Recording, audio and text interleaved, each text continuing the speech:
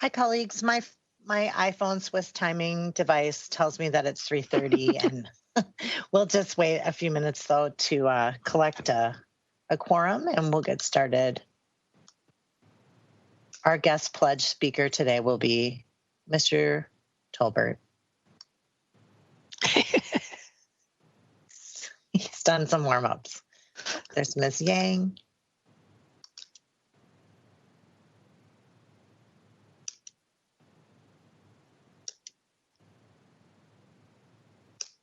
By the time we just get completely 100% proficient at this, we'll be back in the chambers, hopefully.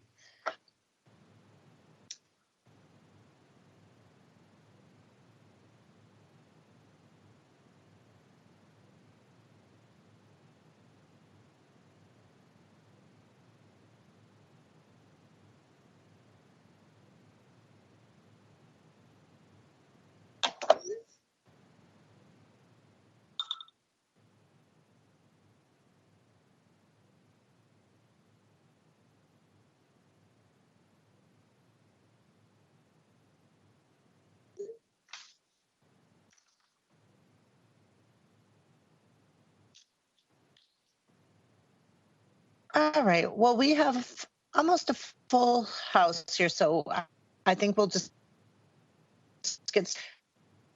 People are ready and in place. So, Ms. Morrissey, we are recording. And are you ready to go?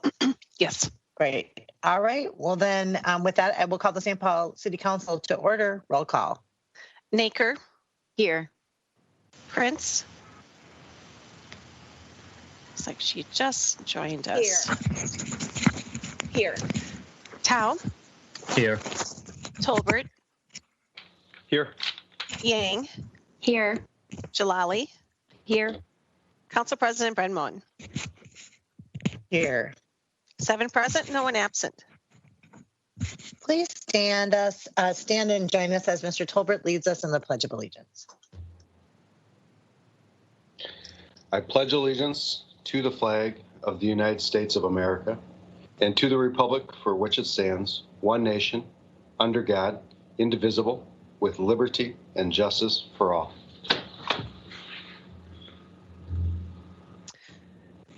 Consent agenda items 3 through 19 are before you for your consideration. All right, so 3 through 19 are on consent. Is there anything that should be taken separately?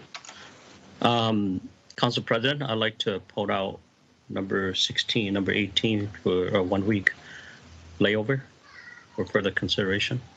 So 16 and 18 for separate consideration. All right. Anything else that should come off consent? All right, seeing none, Mr. Tao moves the balance of the consent agenda. Roll call. Naker. Aye. Prince. Aye. Tao. Aye. Tolbert. Yes. Yang. Aye. Jalali.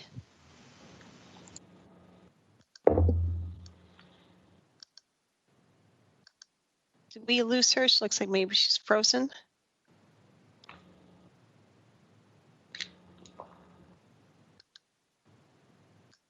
I think her computer has frozen up. Council President Brenmon. Aye.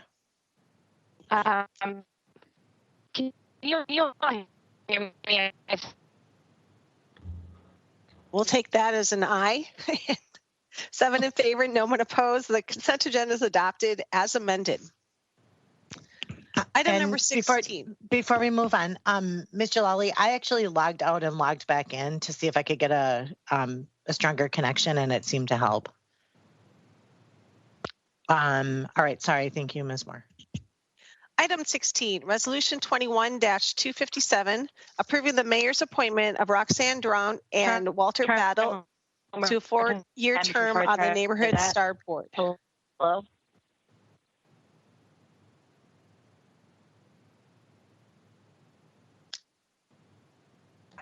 Ms. Jalali, we can hear you, but you're really breaking up. Okay. There she goes. So she's gone. Okay. Mr. Tao. Thank you, Council President. I'm just asking for a 1 week layover for this item to further clarify the appointment of Walter Battle, and it's in connecting to item number 18. So if I could just get a layover on this and number 18, I appreciate that. All right. So we'll take one item at a time. So your request is a 1 week layover on item number 16 to get clarification on both appointments. On both appointments, Yes, ma'am. Roxanne Drawn and Walter Battle. That's correct. Okay. Is there any discussion on that motion?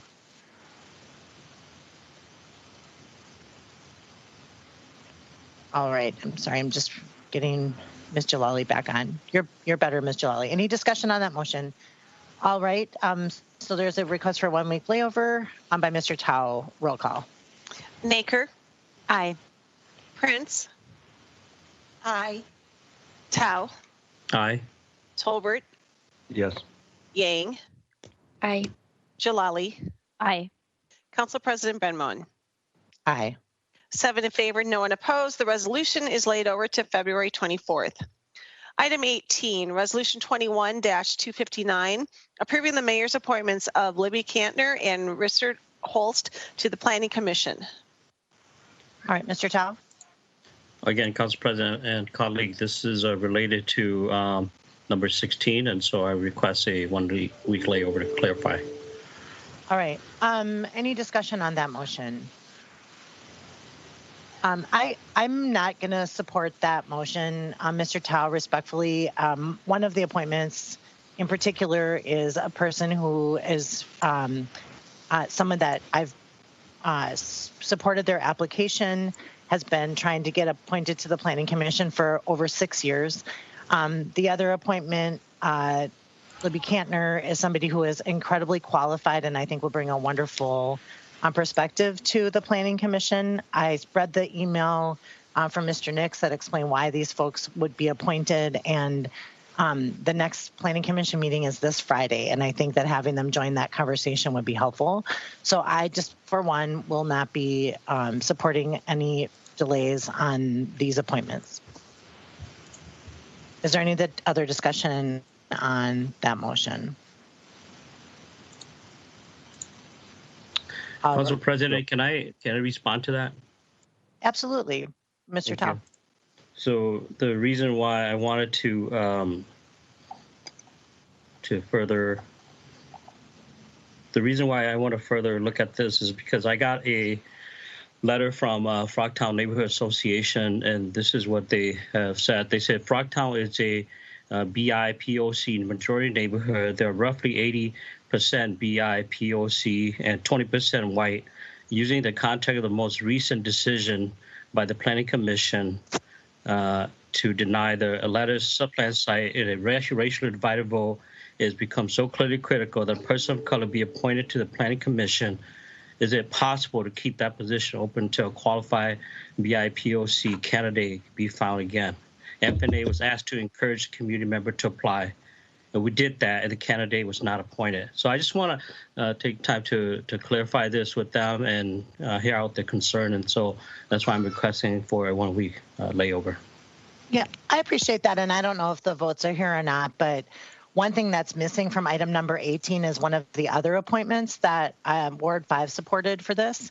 And it was a very strong candidate, a candidate of color from the East Side, who is a business owner who asked to have her name withdrawn while she considers whether she would like to be on the Planning Commission because of the situation from a few weeks ago at the Planning Commission. So, you know, on the one hand, we may be, you know, creating obstacles for people to apply by politicizing this commission. So I'm carrying the weight of that into this commission appointment, knowing that we lost a really strong candidate from this pool who would bring an incredibly important perspective to the table. And I'm not giving up on her. I'm going to keep working on her and encourage her to apply. But it's reasons like this that are why she is sitting this one out. So that's kind of what I'm bringing into the conversation and why this is hard for me to push out for yet another week. Mr. Tolbert. Yeah, I just want to say I don't see why we would hold this one up. 2 qualified candidates. You've spoken about Mr. Holst, Council President Brenmo, but I think all of us on this council know Libby particularly well, and I suspect there's very few people who would bring the amount of experience to the Planning Commission that she would bring. It's very few people, maybe she's probably the only one, to not only be council aide to 2 different ward offices, Ward 3 and Ward 4. I believe she was an intern in Ward 1 and also worked for the city administration, lives in the neighborhood. And on top of that, I would say there are very few people in the city currently who have probably done more citywide grassroots organizing than Libby Cantner has. And for all those reasons, I can't imagine a better person to be on our planning commission than Libby Cantner. And I would say we should go forward with it. She would be a great addition to the current planning commission, I think. Ms. Jalali. Thanks. So I guess I'd just like to say I believe that if some time is needed, I understand that, but I do feel that we need to fill these appointments. I'll support the motion, but if there isn't resolution beyond that, I'm willing to vote in the future to support who we have and continue working to improve the makeup of the commission. I do think we have one of the most diverse planning commissions we've ever had, and these appointments are always hard because everyone wins some, everyone loses some. It feels like there's always just going to be that emotion. So I will support the delay, but I also don't think it's appropriate to support it for indefinite reasons or to try to rehash things. I would like there to be some resolution at the end of this. And if the best resolution we get is who we have right now, and that's as far as we get, and we want to keep moving the ball, then I say let's keep pushing. But I will support Councilmember Tao today, just out of respect for wanting to address community reaction and hope we get somewhere with that. So just wanted to add that in there. Thanks. Ms. Prince, then Ms. Yang. Thank you. I would like to support the motion to lay over. I think there are circumstances here that that I'm not aware of. I think Libby's an outstanding candidate, but when one of our colleagues asked for layover to pursue an issue like this, I think it's appropriate for us to support that. I also need to say that the last place we want to be having these discussions about specific appointees is in public.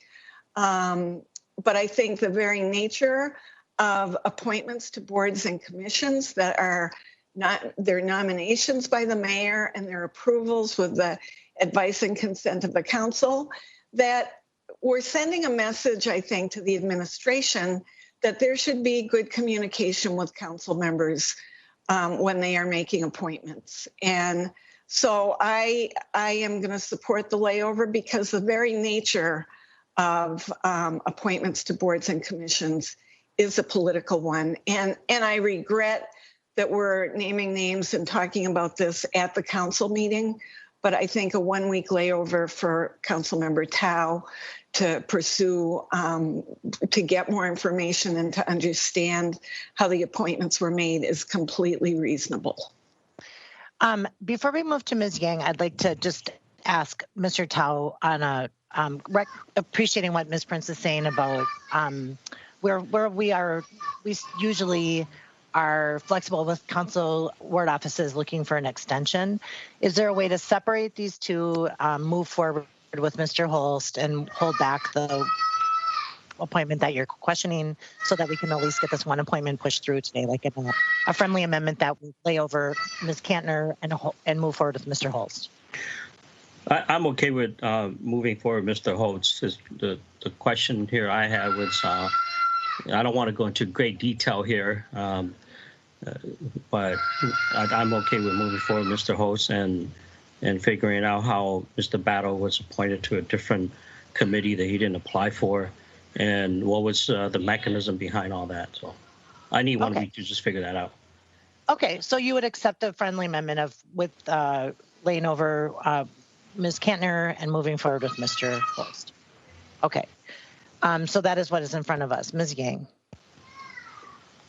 Thank you. Also, Councilmember Tao, I love the commotion happening in your background. just had a really good chuckle out of it. I do support your layover and also like the friendly amendment as well. And I do want to say thank you for uplifting the concerns that came out from organizations in your ward, because like my office, we didn't get that letter. Maybe other council offices didn't either. And so I think like you have a duty and obligation to uplift like the things that they've shared to us. And so thank you for doing that. Thank you. So the motion in front of us is to lay over Ms. Kantner, move forward with Mr. Holst. Any further discussion on that motion? Ms. Moore. Just a clarification. We really don't have a way of doing that with laying over one part of it. We need a new file to come forward with Ms. Kantner. It just so we be clear on that. So the motion could be to move Mr. Holst and withdraw Ms. Kantner for future consideration. Yes. Yeah, I think so. Does that work for you, Mr. Tao? Okay.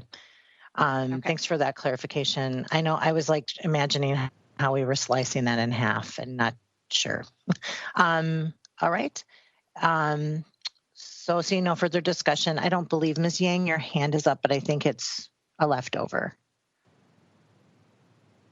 Yep. Okay. Roll call. Naker. Aye. Prince. Aye. Tao. Aye. Tolbert. Yes. Yang. Aye. Jalali. Aye. Council President Brenmoen. Aye. 7 in favor. Those opposed. The resolution is adopted as amended to remove the appointment of Libby Kantner to come back at a later time. Item number 20, Resolution 21-271, recognizing Hawkins, Inc. as one of America's most responsible companies by Newsweek magazine. Ms. Prince. Thank you. Thank you, Council President Brenmoen.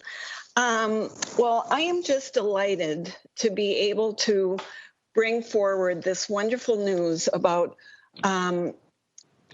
Hawkins, Inc., which is an outstanding employer and taxpayer in St. Paul, founded here in, I believe, 1938 on University Avenue, which was just recognized, as Ms. Moore stated, as one of the most responsible companies in America for its environmental, social, and corporate governance.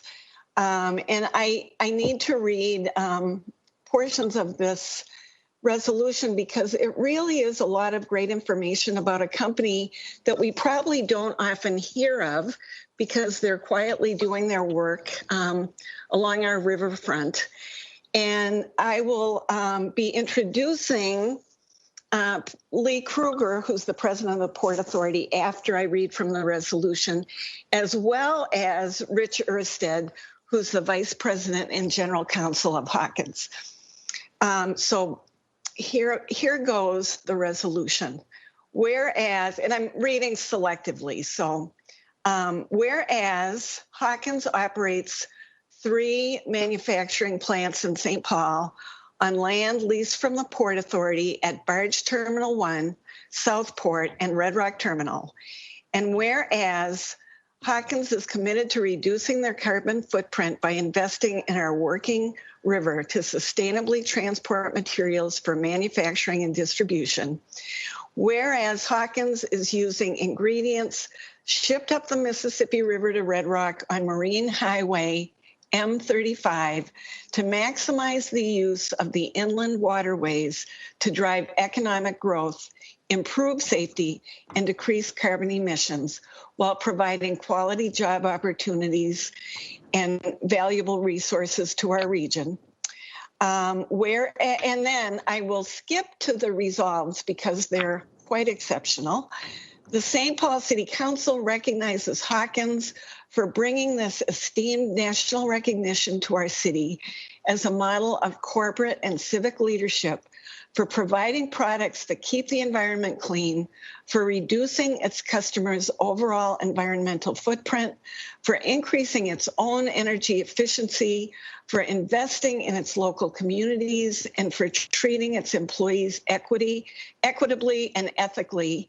And be it further resolved that the St. Paul City Council recognizes Hawkins Incorporated as a model employer for its outstanding opportunities for those with a high school diploma, including a starting wage of over $27 an hour and benefits including medical, dental, and life insurance, a company 401k match, as well as a company-funded employee stock ownership plan and profit sharing.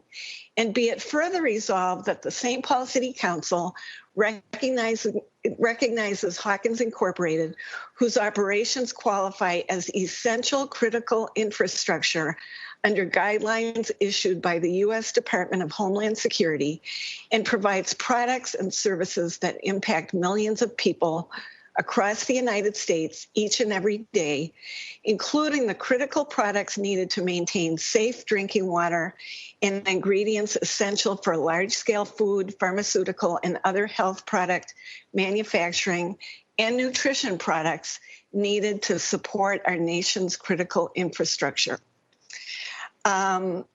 Before I introduce Mr. Kruger, doesn't it just take Newsweek magazine to recognize the treasure that we have right here in our midst? And one of the things I said to Rich when I was preparing for today was that Hawkins, by what I have read in the resolution, it holds all the same values that we do as a city. Good living wage jobs, enough to raise a family and build wealth in our community, as an environmentally resilient and as a model and environmental leader.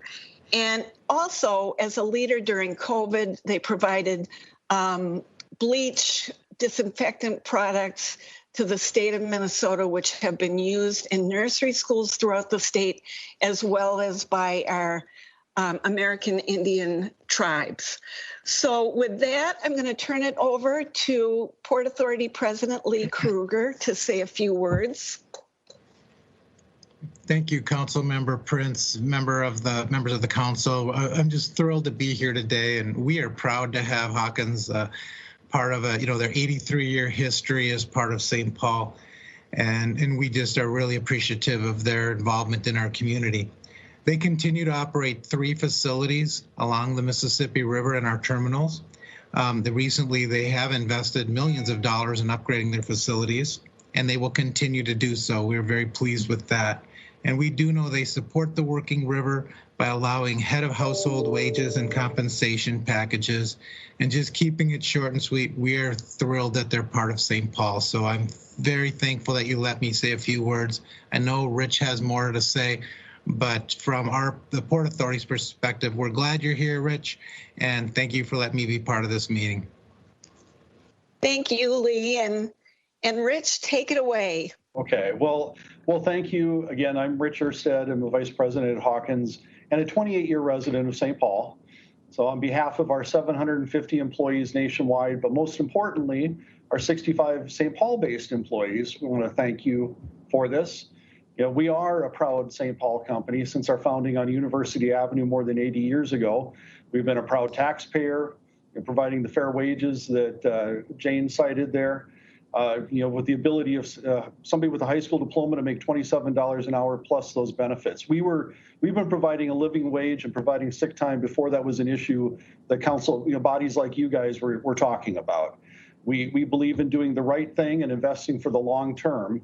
And we appreciate this recognition from Minnesota's capital city for all the efforts of all of our employees, that have worked very hard every day to provide these vital services.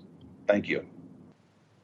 Thank you, Mr. Erstead. And with that, I'll move approval unless any of my colleagues want to jump in. But I think what occurred to me is we need to do this more often. When we have good companies in our city that are doing great work, this is a really important way to promote how lucky we are to have them. So with that, I'll move approval.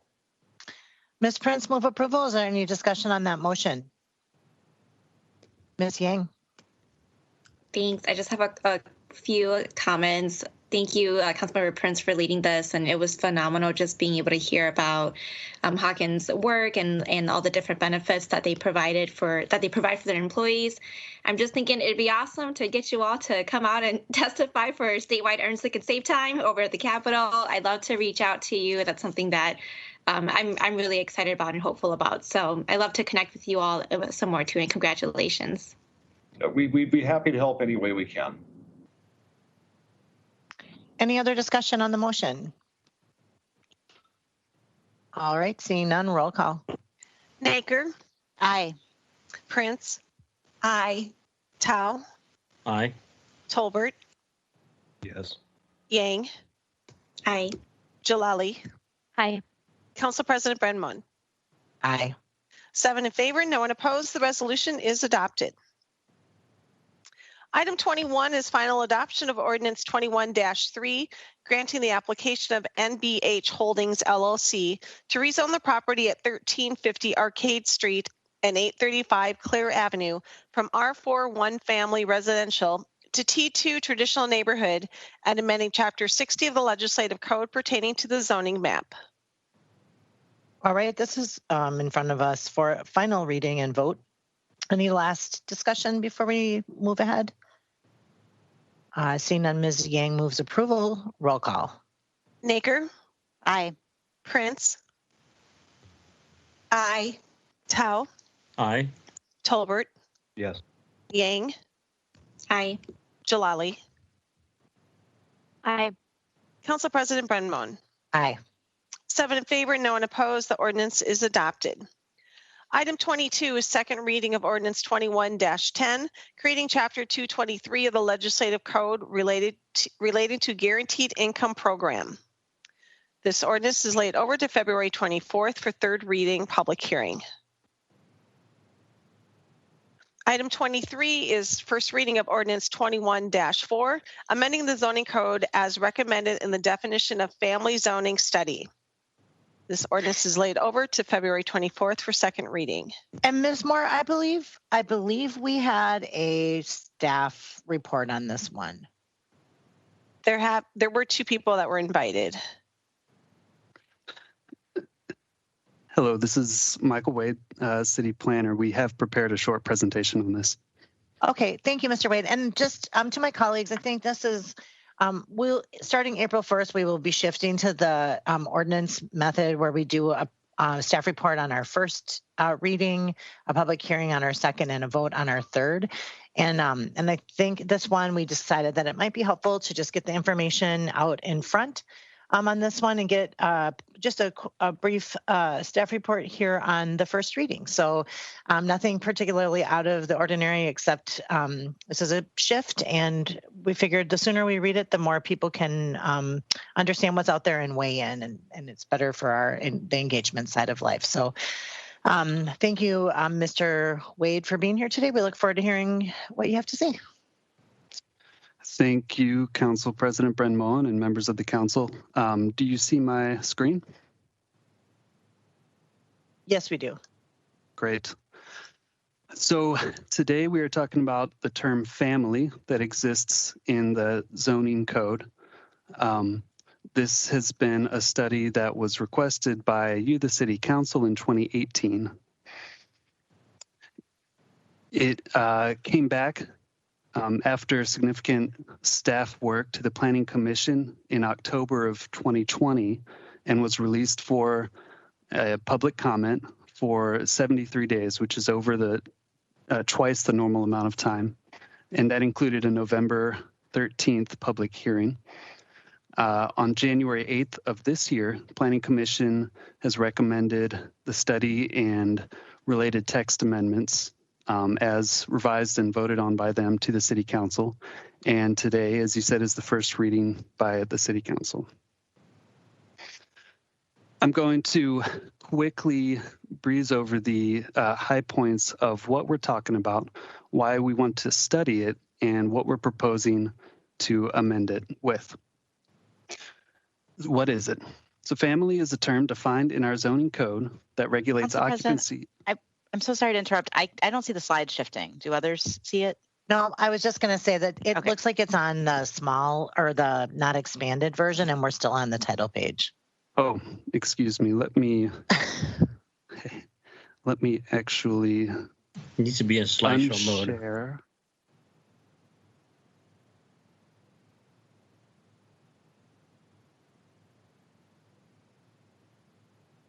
There you go. How about this? Very good. I had two windows up, one with the slideshow mode and one without. All right. So what is it? Again, this is a term that regulates occupancy in our zoning code. And to be very clear, it does not define how people can relate to one another. It is only an occupancy regulation with an unfortunate misnomer of a term. And you'll see later on that we address what the term is in our proposed new definition. I'm going to very quickly read through the current definition. This is as it exists right now in the zoning code and has since 1975. Family, one or two persons or parents with their direct lineal descendants and adopted or legally cared for children, and including the domestic employees thereof, together with not more than two persons not so related, living together in the whole or part of a dwelling comprising a single housekeeping unit. Every additional group of four or fewer persons living in such housekeeping unit shall be considered a separate family for the purpose of this code. Why are we studying this term? For one thing, it limits households to 4 unrelated occupants. This has been called out as potentially arbitrary or discriminatory by the Twin Cities Fair Housing Implementation Council. Another reason is that it limits households that don't closely conform to the nuclear family style of 2 parents and their lineally related children. And St. Paul has a great diversity of households. It includes cultural traditions of larger households, multi-generational households providing caretaking for unrelated elders and children, temporary workers, immigrants, college students, and others in transitional phases of life, and households based around common interests or shared lifestyles. For a third reason, it limits the housing supply when supply and affordability are already low. Why keep this occupancy regulation? There are a few reasons. One is that it helps us to avoid an increase in safety code violations, that is fire code and building code. It helps us to mitigate land use effects of higher density generally, that is noise, traffic, litter, use of open space. And then more specifically, it helps us to better integrate some high occupancy residential land uses into predominantly low density neighborhoods. What are we proposing replacing it with?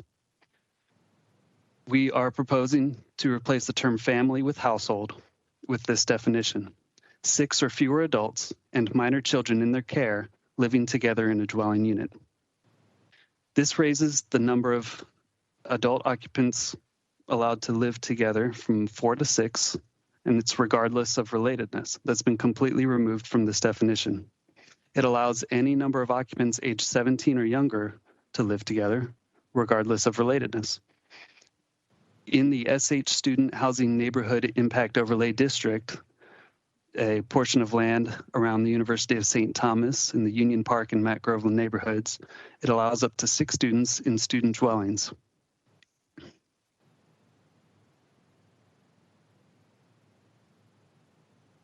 And I'm sorry, my slide isn't changing. The next slide is just one, just being slow. We have there we go. March 3rd will be the public hearing at City Council. For more information on this topic, you can go to stpaul.gov/family-study. There you'll find the memo from the Planning Commission to the City Council. You'll find the study and the proposed text amendments, as well as the timeline. Also, feel free to email me, Michael Wade, at michael.wade@stpaul.gov. And that's what I've got for you. Thank you so much. We really appreciate that. And just a reminder that, and I said this before you presented to us, but that we have not switched our system yet. And we will have a second reading next week before the public hearing, as you mentioned in your slide, before we vote on it. But it really does make sense to hear this on the front end. And I know that this has been a thoughtful conversation and that you've engaged our community in the process as well. So thank you for the presentation. I see Ms. Naker has a hand up. Thanks, Council President. Thanks, Mr. Wade. Appreciate the presentation. And it's so true. It feels so right to have this at the very beginning of our process so that community members can hear this conversation and then weigh in at the public hearing rather than this happening right before the public hearing. I have two questions. One is, I assume that there are still limitations on the number of people who can occupy a space just based on the amount of space, right? So if there's there's just a certain number of, I think, people per square footage. Can you talk about the value of having a definition of household rather than just a number of people per amount of space at all? It seems like if there's enough space in the building, you should have the right number of people that can fill that space safely. That's one question. And then the second one is just related to community engagement. I know that early on, a number of district councils, when they received this presentation, had some concerns that this definition would actually do the opposite of what it sounds like it's intended to do, that it might make affordable housing harder or penalize different cultural groups who might have different definitions of family or family sizes. Can you talk a little bit about maybe where those misunderstandings might have come from and just clarify what has been done to perhaps make changes to make sure that the intent of this is clear? Councilmember Naker, thank you. Yes.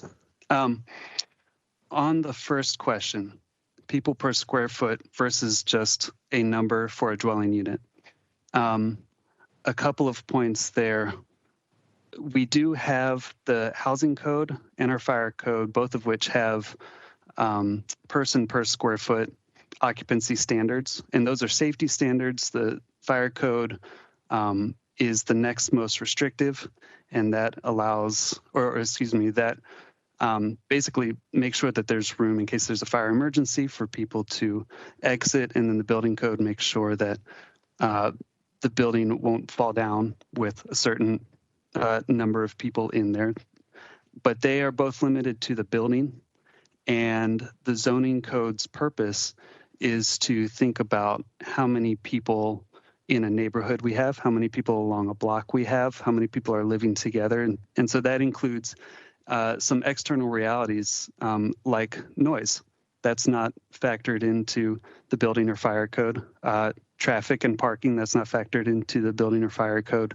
Items like these make up our daily lives and are at the core of the purpose of the zoning code, which is looking at a community that's living together rather than just one property at a time.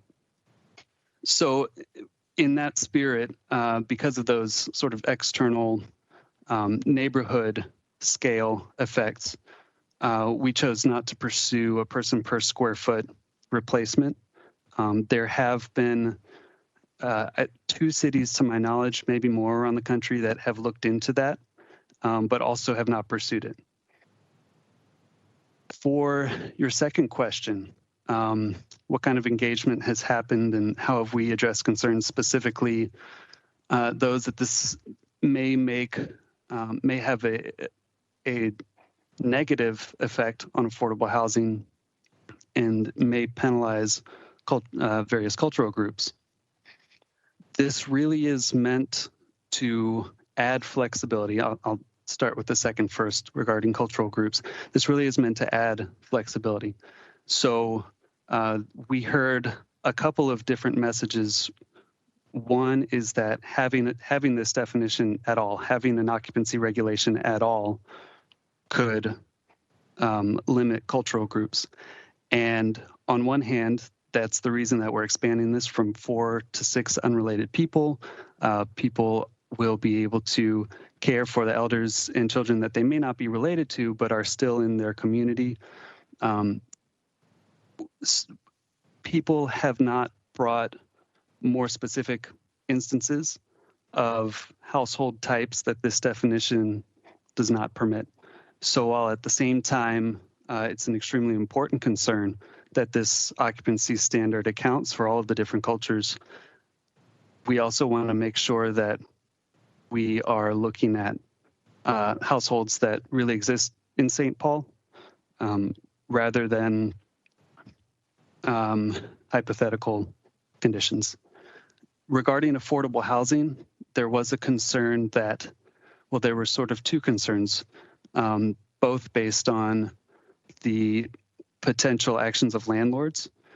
One being that if a household is allowed to grow larger, for instance, have 6 unrelated people rather than 4 unrelated people, a family with only 2 wage earners, maybe a mother and a father and their kids, or whatever that may be, wouldn't be able to compete with a larger household of wage earners.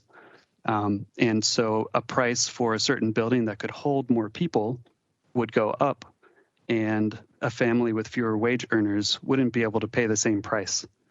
Another concern was that some small housing that may be substandard or just some older housing may be demolished in favor of building larger homes that can accommodate a higher occupancy maximum. We have seen a little bit of this around the country. There hasn't been any data recorded, and there's only been one study that we've been able to find that speaks to this at all. That was out of Austin, Texas, and the findings there were vague and hard to tell what caused what in a correlation between larger household allowance and building size. So we chose to move forward with the proposed text amendment. We will see what happens. Unfortunately, with this kind of study, this isn't one that we have copious amounts of numbers on to where we can tell if we pull this lever, we will get X more housing units or Y more potential occupants. But of course, as we see today, as we bring a proposed text amendment, we intend only to improve the zoning code. And if we start seeing effects of this, then we can react accordingly. Thank you so much. Thank you. Are there other questions for Mr. Wade? All right, thank you so much for being here. And we'll probably have you back at the public hearing because we're in the hybrid stage here, but thank you very much. And we did lay the matter over. Is that correct, Ms. Moore? Yes. Okay. All right. Wonderful. Thank you. Item 24, first reading of ordinance 21-6, amending chapter 366A of the Legislative Code entitled Parades, Races, and Public Assemblies to prohibit possession of certain items at such events. This ordinance is laid over to February 24th for second reading. And Ms. Moore, before you move on, I just want to interrupt quickly to just say that I know that some of us have been receiving emails with questions about this item. And right now, our police department is working with the city attorney's office to make some tweaks and adjustments to this that I think will answer some of the questions that have come up. We did ask the city attorney's office to follow up with council offices to update us, but we just think the goal here is to create a safe environment for public gatherings, but also not to, in any way, make it unfun to have civic gatherings and the things that we have grown to love and appreciate in our city. So I think they're just trying to thread that needle, making sure that folks are safe when they're in parades or races or public assemblies, marches, and protest types. And so we will expect some changes and amendments to this item, just so folks know when people are contacting them. Item number 25 is first reading of ordinance 21-8, granting the application of 2069 Marshall Avenue LLC to rezone property at 2069 Marshall Avenue from T2 Traditional Neighborhood to T3 Traditional Neighborhood and amending Chapter 60 of the Legislative Code pertaining to the zoning map. This ordinance is laid over to February 24th for second reading. Item 26, Resolution Public Hearing 21-5, ratifying the assessment for installation of a fire protection system at the Minnesota Transportation Museum at 193 Pennsylvania Avenue East, covering Bay B and Bay C of the building. All right, and this is a public hearing. We have held a public input session online and over the phone transcribed. So therefore, Mr. Tao would move to close the public hearing and approve. Any discussion on that motion? Seeing none, roll call. Naker, Aye. Prince,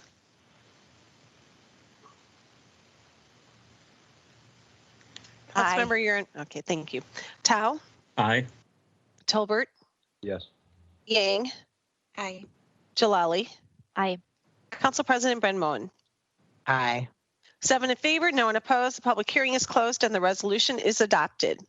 Item 27, Resolution Public Hearing 21-25, authorizing the Department of Parks and Recreation to accept funds in the amount of $85,000 from the Capital Region Watershed District, amending the financing spending plan to reflect the funding received and the reimbursement of Foursome for the upfront cost of BMP improvements at Como Golf Course. Right, and we've had public hearing online with comments available for people over the phone or by email.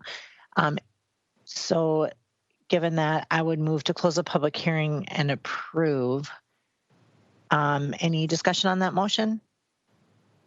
All right, seeing none, roll call. Naker, Aye. Prince, Aye. Tao, Aye. Tolbert, Yes. Yang, Aye. Jalali, Aye. Council President Brenmoen. Aye.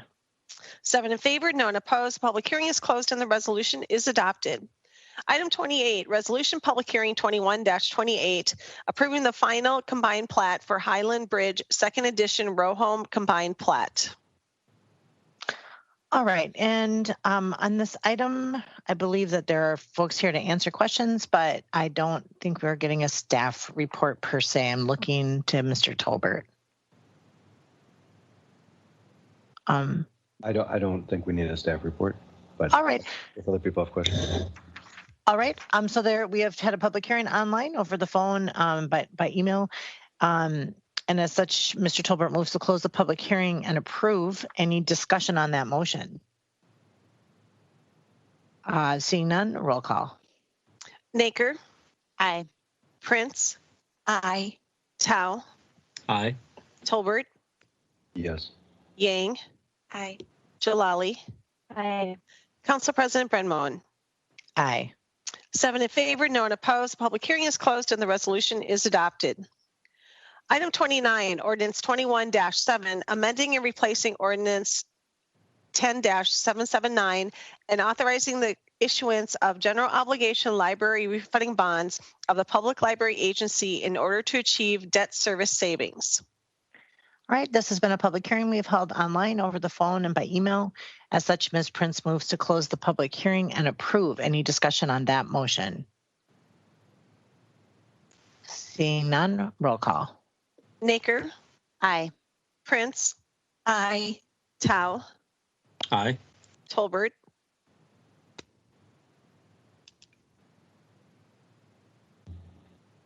Yes.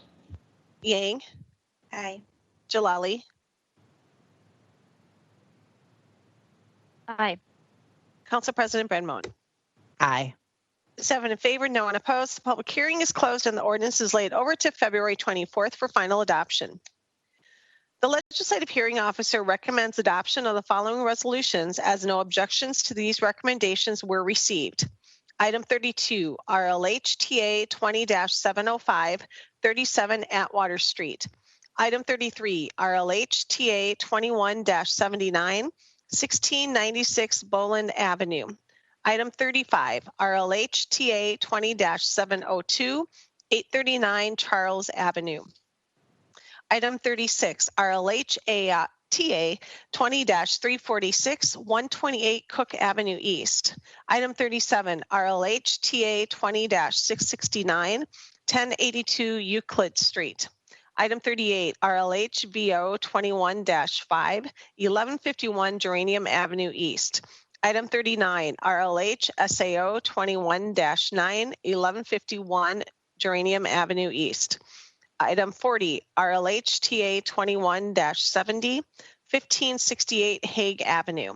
Item 44, RLH SAO 21-4, 1122 Jackson Street.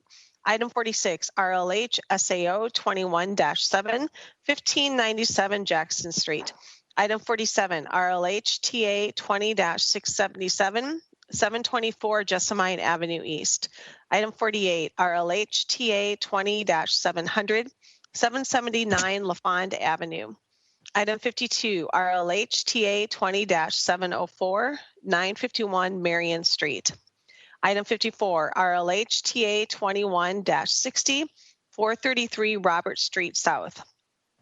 Item 57, RLH TA 20-706, 716 Sims Avenue. Item 58, RLH TA 20-304, 832 3rd Street East. Item 60, RLH TA 21-88, 2469 University Avenue West. Item 62, RLH FCO 20-168, 1676 White Bear Avenue North. Item 65, RLH AR 20-72, Property Cleanup Services. Item 67, RLH AR 20-164, Property Cleanup Services. And item 68, RLH AR 20-165, also Property Cleanup Services. And the motion is to adopt these items. All right, so moved by Ms. Jalali. Any discussion on that motion? Seeing none, roll call. Naker, Aye. Prince, Aye. Tao, Aye. Tolbert, Yes. Yang, Aye. Jalali. Aye. Council President Brenmoen. Aye. 7 in favor, no one opposed. The public hearings are closed and the resolutions are adopted. For the following items, no objection to the legislative hearing officer's amended recommendation was received, and therefore she recommends amendment and adoption of item 30, RLH TA 20-305, 1245 Albemarle Street. Item 31, RLH TA 20-233, 861 Albert Street North. Item 45, RLH TA 20-278, 1555 Jackson Street. Item 51, RLH TA 21-101, 876 Margaret Street. Item 53, RLH TA 20-279, 644 Olive Street. Item 55, RLH RR 20-53, 1313 Seminary Avenue.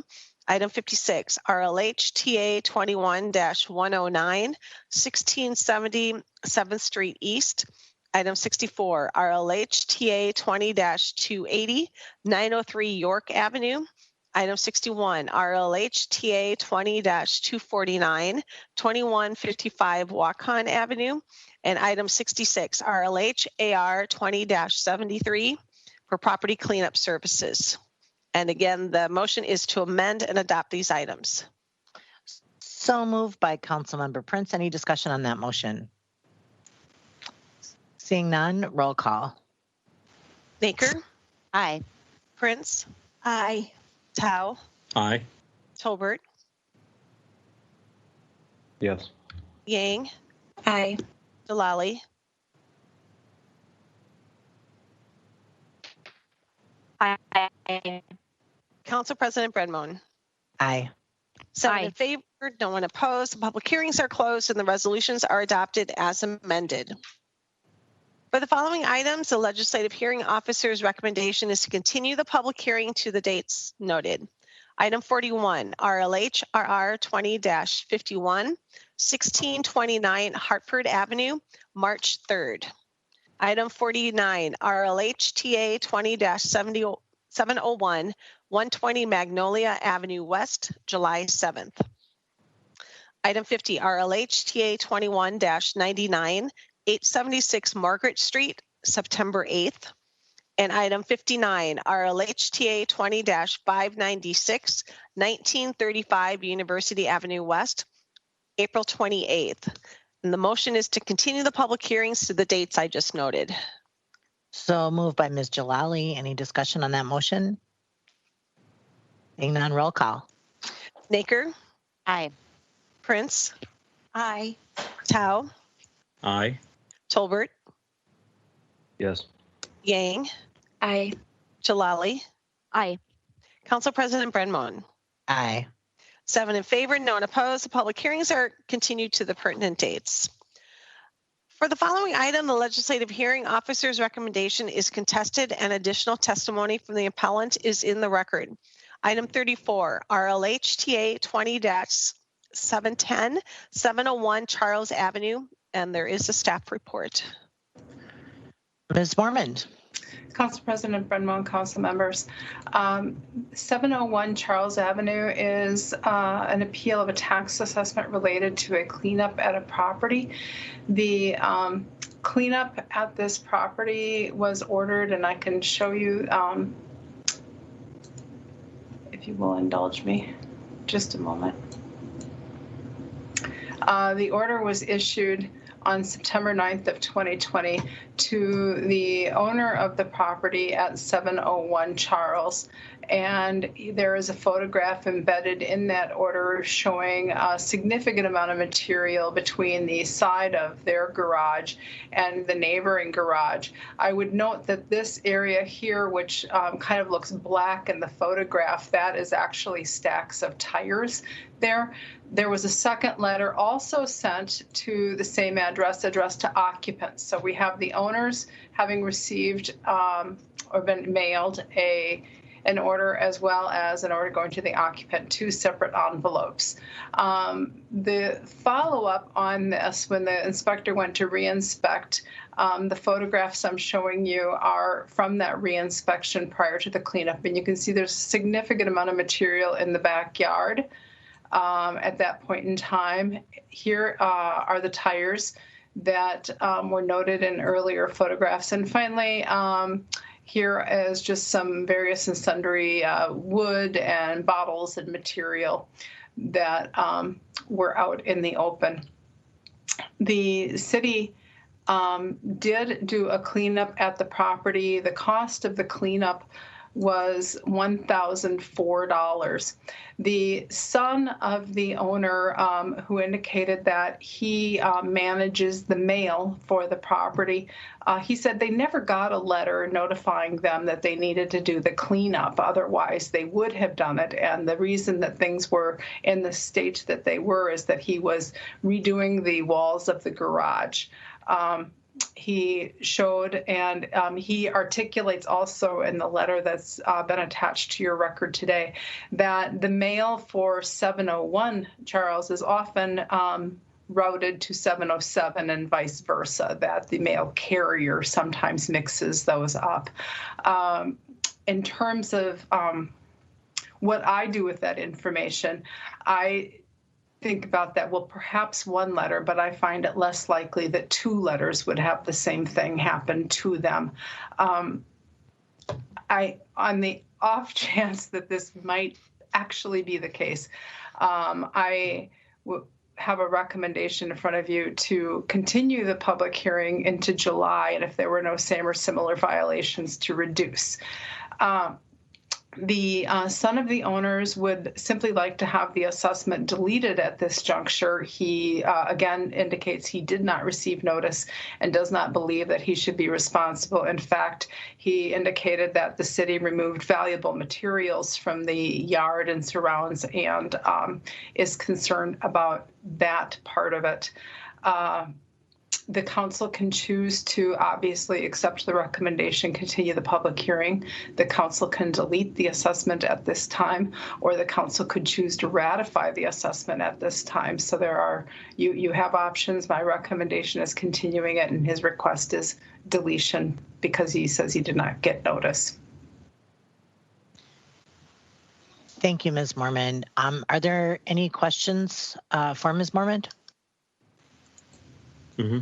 Yeah. Mr. Tao. Thank you, Council President. Ms. Mormon, can you? So one letter was sent to the owner, which is the same address, right? 701. Yes. And then the occupant was addressed to the occupant also as 701. Yes. Okay. And is this a rental property or is it? This is an owner-occupied property. It's Okay. a common practice. The computer generates letters that go to the owner of record at their address of record. So that's the owner name at this property. And it also generates an occupant letter that goes to the address in question. So 2 pieces of mail get sent out. And when was the mail sent out again? I believe it was September 9th. I've closed that file, but 20. I believe that was it. 20th. Thank you. 2020. Okay. And okay. And they have a 5-year period to pay it too, right? The option. Right? The council could make payments over a period of 5 years. Yes. All right. All right. What is your recommendation here? I would recommend that you delay making a decision on this until July 7th, and if there are no same or similar violations, that you reduce it by as much as half. Okay. I think that sounds fair. All right. So, Mr. Tao, you'd move the recommendation of the legislative hearing officer. All right. Any discussion on Mr. Tao's motion? All right. Seeing none, roll call. Naker, Aye. Prince, Aye. Tao, Aye. Tolbert, Yes. Yang, Aye. Jalali,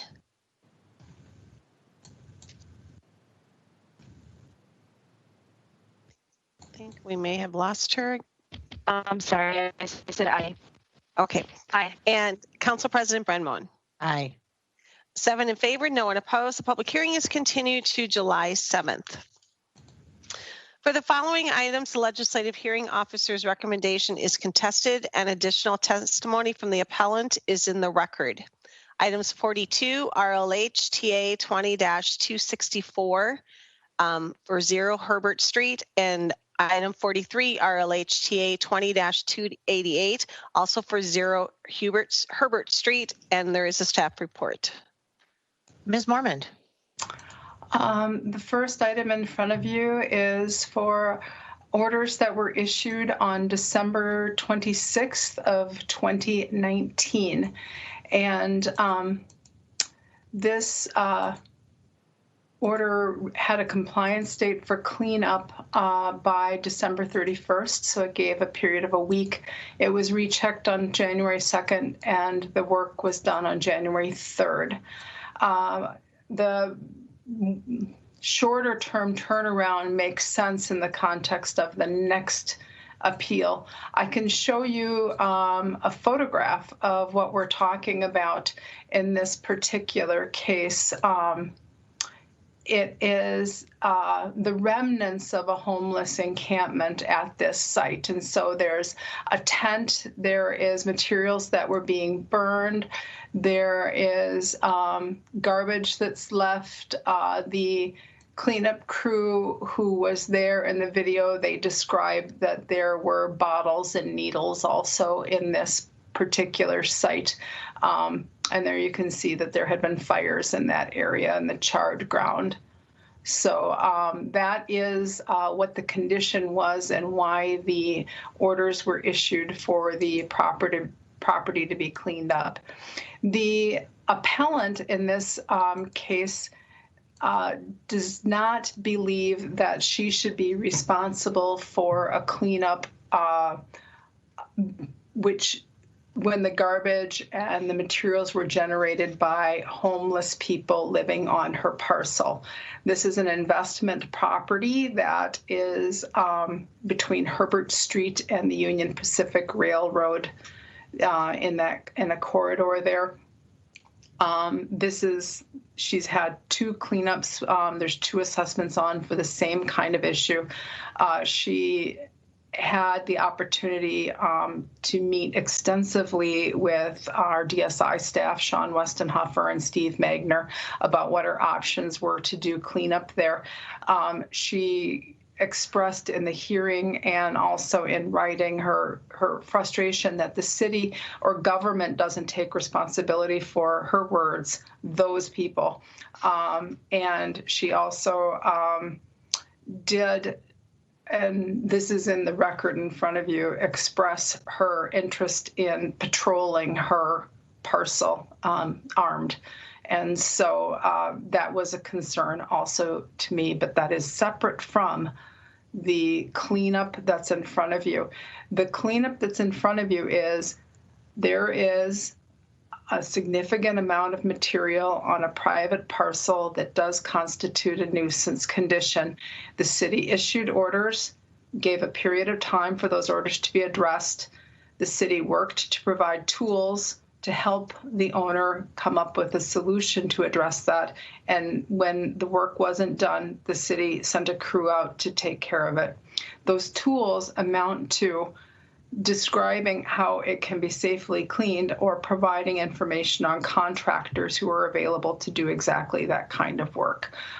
So in this situation, the owner expressed that she did not think that she thought this was a very expensive assessment, and for that reason, I'm recommending you make payments divisible over a period of 5 years. But I'm recommending approval for the cost of this cleanup.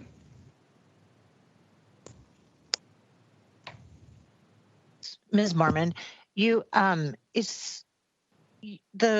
realize there's no property like built on this, and so it's listed as 0, Herbert. Is there a reference? Like, I'm trying to look it up online just to kind of get a view of it, and I'm unable to locate it because it says 0. Yeah, if you can give me just a moment, I can bring up an aerial map and show you.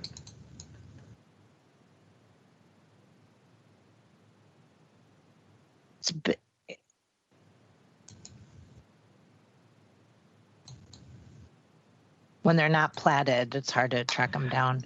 Right, and so here we are on the northern part where you have the Union Pacific Railroad. This is Kennard running north-south here, and Case runs east-west at about where the base of the picture is. So these addresses in the 1600s are Case. Okay. So this is the area that we're talking about, and you could see that it was a wooded area as well. Okay, thank you. I just usually like to follow along where we're discussing, and I could not track it down. I found Herbert Street, but not the location, so thank you for that. Ms. Yang. Thanks. Marsha, just a couple of questions I'm curious about. Do you know how long they've owned this property and how long has it stayed in this current state as well? Like, there's nothing developed on it. I don't know when the property was transacted. I can find that out in a few minutes. I will tell you that I actually went to this site with Steve Magner along with another site in the city that we had a similar private property cleanup so that I could come to you with a more informed recommendation. And at the time that we were on the site, he was explaining that this was a former, I believe, industrial location, like a small industry kind of manufacturing location, and that the buildings had been demolished. And so there was just the smallest amount of cement and brick that was in the location as remnants of the previous structures that were there. So that was its previous use prior to this. Okay. And would you like me to take a moment to look up past transactions No, that's okay. Or just report back later? No, that's all right. Thank you. Any other questions from Ms. Mormond? All right, Ms. Yang. Thanks, Council President. There's a couple of things I want to say right off the bat. I I understand that like this topic here touches on a really large bucket of issue we've all been working on, which is homelessness. And at the same time, I also feel like it is the property owner's responsibility to clean up their property. They got a notice to do it, and this could have been very avoidable. We didn't have to get to this point at all if they had done that. And so I think like for anyone that's unwilling or unable to follow through with the cleanup, they could have sought like professionals to do that work, or maybe even like leaned onto the city to do that work, which the city did. And so I feel like it's the recommendation is very reasonable, especially to even break down those payments over the course of 5 years. So I will be taking the recommendation. Hope that you all will support it too. Thank you, Ms. Yang. So the I just want to add. Do you still hear me, by the way? Because my sound is going in and out. Yep. I don't hear you, so I'm going to have to do something. You sound great. Okay, I see your thumbs up.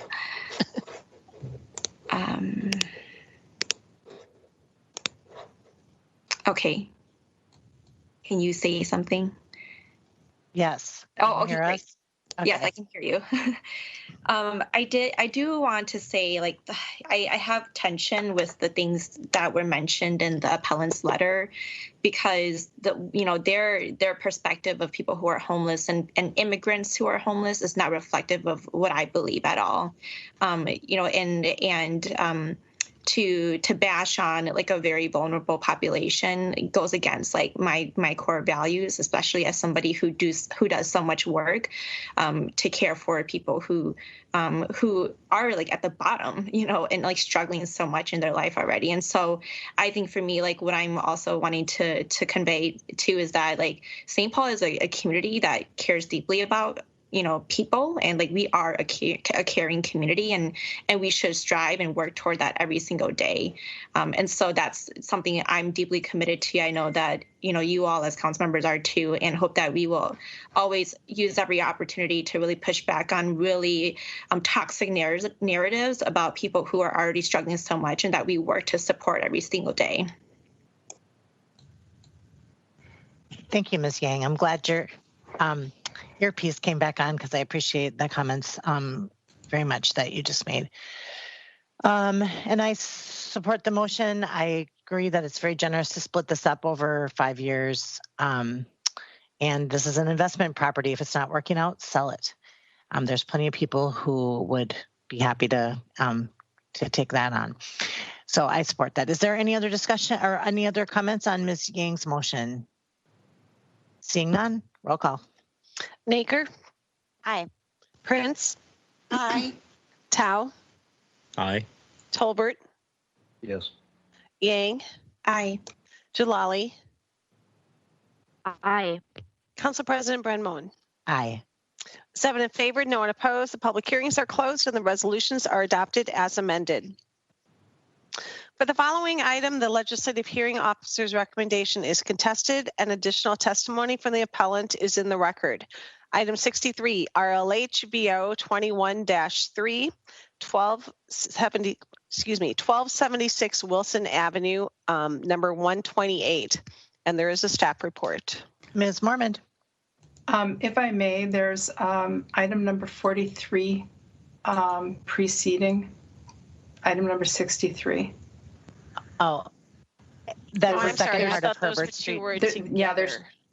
I gave a staff together. I'm sorry. Okay, go ahead. Oh, I'm sorry. I didn't give a staff report on the second one.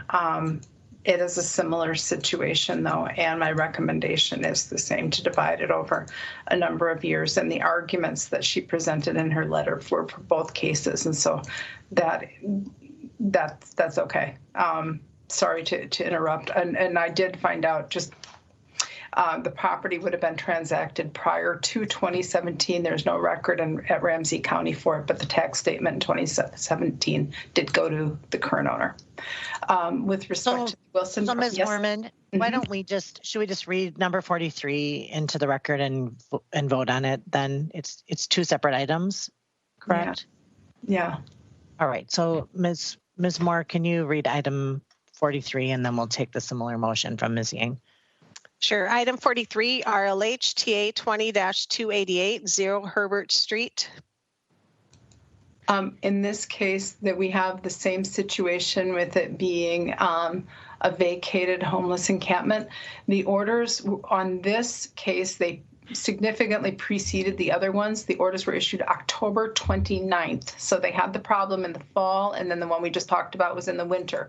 Department staff worked extensively with Ms. Osteris, the owner, and gave an extension all the way to the end of November 26th for the work to be done. It still wasn't done, and a city crew was dispatched on December 12th. So there was a 6-week time period while there was a lot of back and forth on that. Just very quickly, I think it's important to show what the crew looked at on site there. And so I'm going to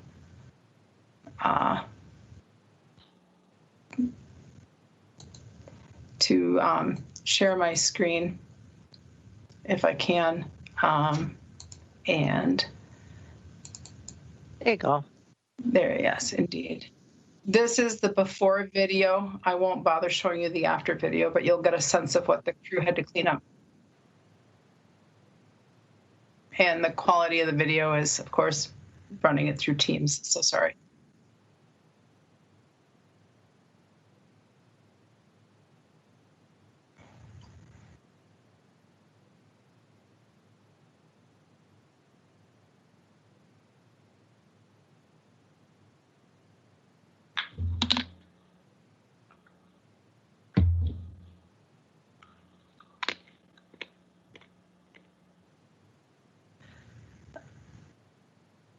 Okay, so you were able to, in that case, kind of see that there was similar material and that there had been snowfall on top of it. So that was what was actually removed from the site. My recommendation is the same, to divide it over 5 years. The arguments from the appellant were the same.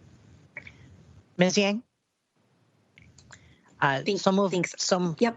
Go ahead. I'll so take the moved by Ms. recommendation. Yang. All right. All right. Any discussion on Ms. Yang's motion? Seeing none, roll call. Naker. Aye. Prince.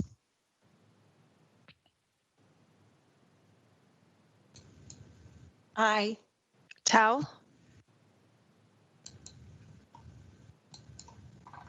Aye. Tolbert. Yes. Yang. Aye. Jalali. Aye. Council President Brenman. Aye. 7 in favor, no one opposed. The public hearing is closed and the resolution is adopted as amended. The following item, the legislative hearing officer's recommendation is contested and additional testimony from the appellant is in the record. Item 63, RLH VO 21-3, 1276 Wilson Avenue, number 128. And we have a staff report. Ms. Marmont. This appeal is made by Southern Minnesota Regional Legal Services on behalf of the tenant in the unit. This unit was condemned as being unfit for human habitation because of gross unsanitary conditions within the unit. The appeal was filed on the deadline for the unit to be cleaned out or vacated, and so enforcement was stayed pending a hearing. I scheduled a hearing right away on February 2nd. On February 2nd, the Smurl's attorney brought forward information that the apartment had been cleaned, that the tenant's social worker was involved, and that it was back under control. Notably, there's also other code violations in the apartment. They did not rise to the level of condemnation, however. One thing that came up in the course of the hearing on February 2nd was that the water had been shut off. There was some dispute between the appellant and the property management who were represented in the hearing about how one of the water pipes came to be compromised. The net result was that the building management shut off the water to all of the fixtures in the apartment except for the toilet. So for a period of 1 to 2 weeks, the only source of water in that unit was the toilet.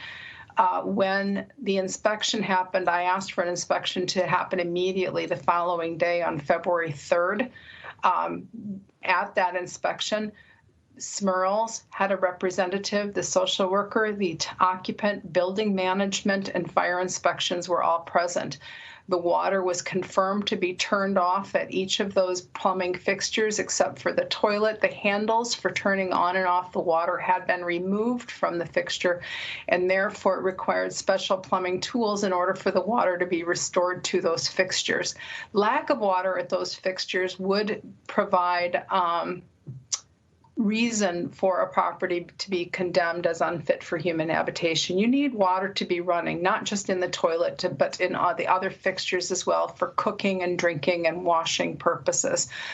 The water was restored under the supervision of the fire inspector that took care of the reasoning for there to be any condemnation of this unit as unfit for human habitation. There continue to be orders on the apartment for issues that need to be addressed, including a hole in a wall. But again, that doesn't affect the livability in a profound way that would cause it to be vacated. The department withdrew its orders condemning the unit and ordering it vacated. So really what you have in front of you today is simply an extension to complete the work in the orders. There is no condemnation anymore. The building owner expresses in his letter frustration and chagrin that the condemnation was not kept in place, that the tenant had been a long-term problem, and that there's also eviction action going on for behaviors within the unit and as it affects other units. While I'm sympathetic that the problem tenant behaviors are definitely difficult to deal with, right now the fire correction orders can only focus on the physical condition of the unit, and the physical condition, according to our fire inspection staff, does not merit condemnation and a vacate. So there's really not a lot to do with this one. Any questions for Ms. Mormond? Ms. Prince? Yeah, Ms. Mormond, I recognize that this has been an extremely difficult case from a number of angles.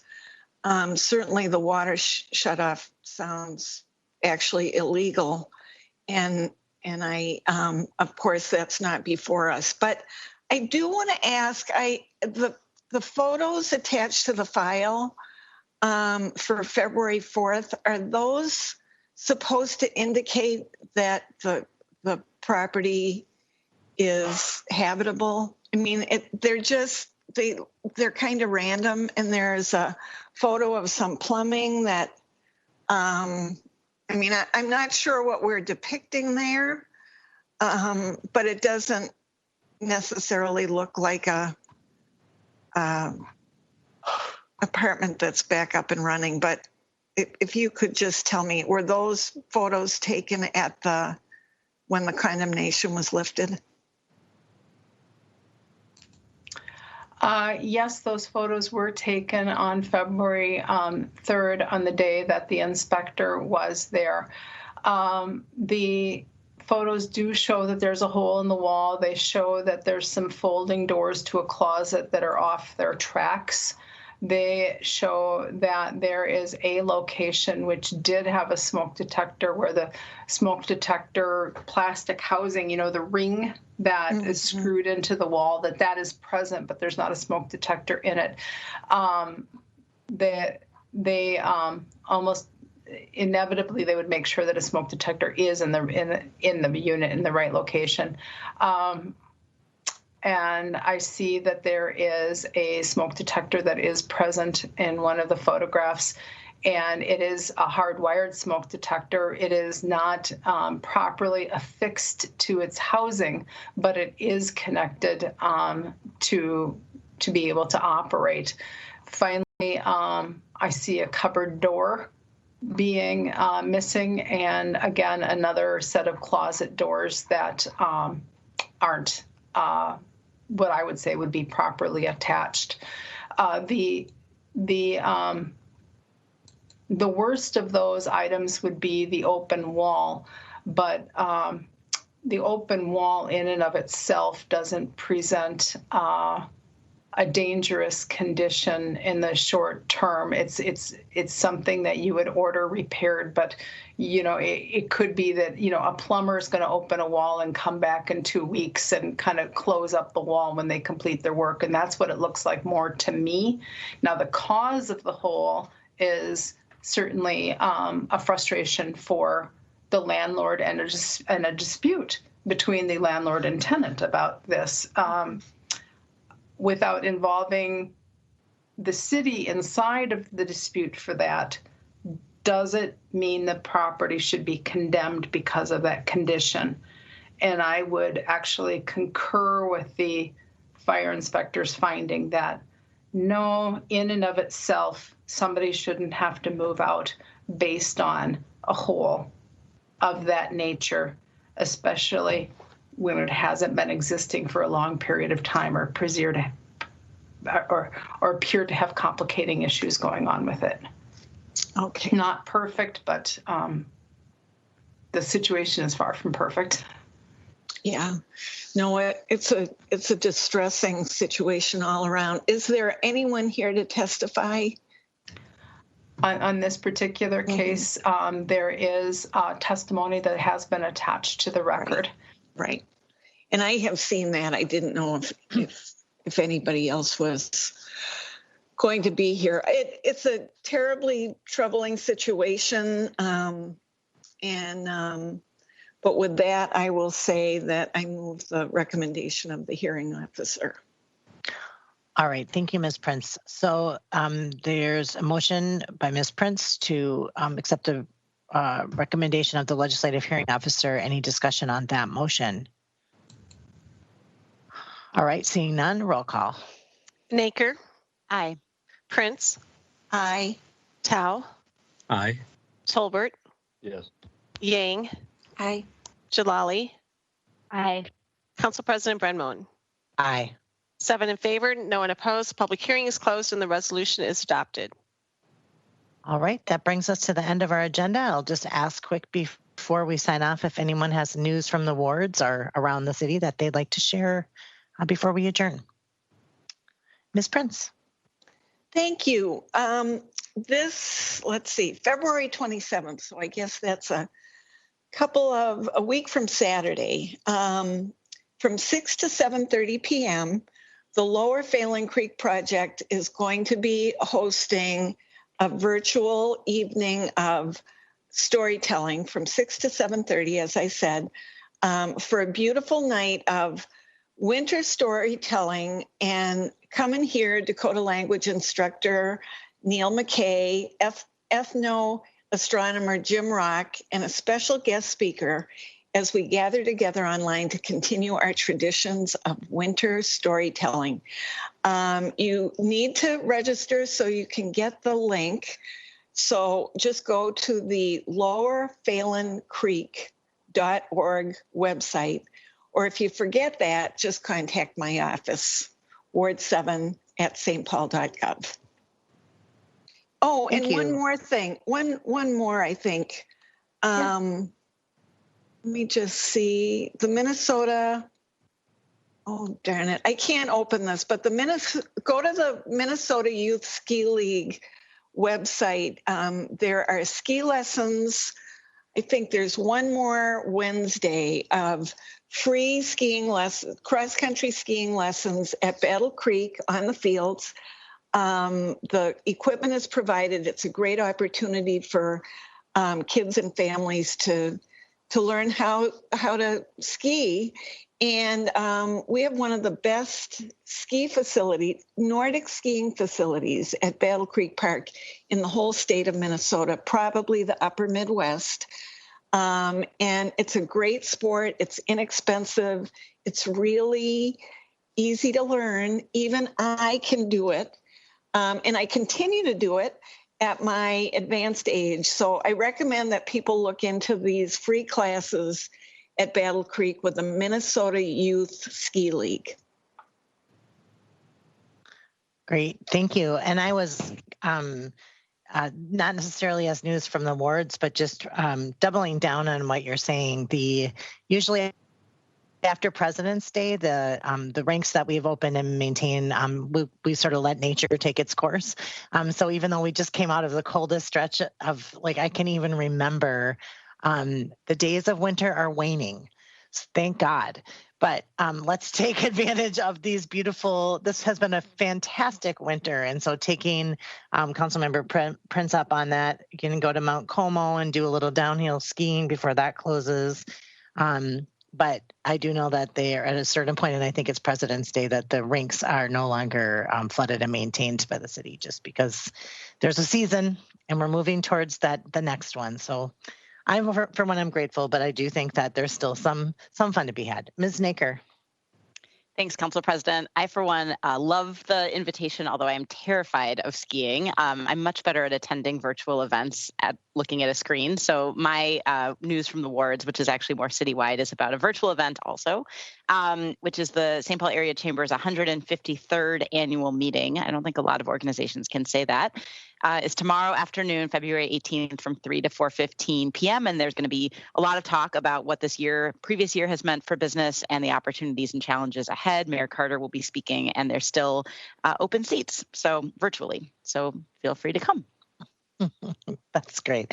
Thank you for that. And on that topic, this afternoon, we had the annual meeting for the Rice-Larpenter Alliance. It's a conversation that started out with 3 people, and today we had 3 full Zoom screens of people, almost 100 folks in attendance, celebrating the accomplishments and looking forward to what's still in front of us. And there's plenty of work to do on all fronts, but there was a lot of enthusiasm, and there's a movement to turn the work over to the community and the neighbors now that it's kind of up and off the ground. So that was a exciting day.